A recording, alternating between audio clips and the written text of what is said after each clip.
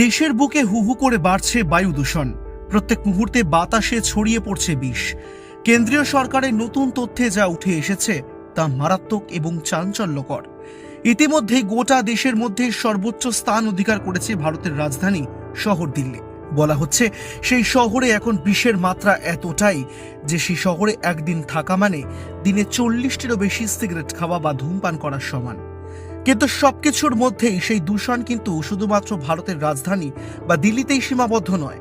বর্তমানে পশ্চিমবঙ্গের অবস্থা অত্যন্ত খারাপ, যার মধ্যে প্রথম তালিকাতেই উঠে এসেছে কলকাতা এবং কলকাতার পার্শ্ববর্তী শহর হাওড়াও।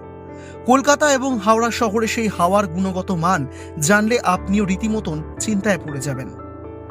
AQI বা এয়ার কোয়ালিটি ইন্ডেক্স, এর সাহায্যেই বাতাসে বায়ু দূষণের মাত্রা পরিমাপ করা হয়।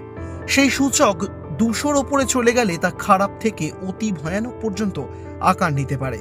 তার মধ্যে দেখা গিয়েছে ভারতের রাজধানী দিল্লি শহরে বর্তমানে এয়ার কোয়ালিটি ইন্ডেক্সের মাত্রা বলছে 423-এর ওপরে, যা বিশেষজ্ঞদের ভাষায় অতি ভয়ানক।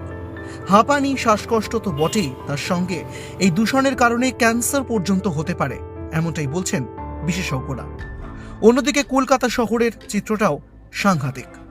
বালিগঞ্জ এলাকায় 203, ফোর্ট উইলিয়ামে 227, যাদবপুর অঞ্চলে 176 এবং ভিক্টোরিয়াতে 190।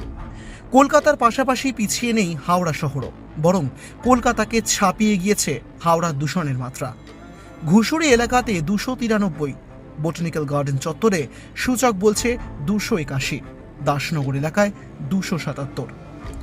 এয়ার কোয়ালিটি ইন্ডেক্সে দূষণের মাত্রা 300 সূচকের ওপরে চলে গেলে তাকে বলা হয় খুব খারাপ, আর তারপরেই আসে অতি ভয়ানক সূচক।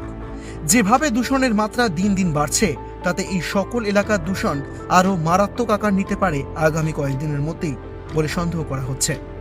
বর্তমান প্রজন্ম তো বটেই, আগামী প্রজন্মের জন্য ঠিক কতটা বিশুদ্ধ বাতাস থেকে যাবে এইসব এলাকায়, সেই চিন্তাভাবনা করেই এখন রীতিমতন কপালে ভাঁজ পড়ছে বিশেষজ্ঞদের।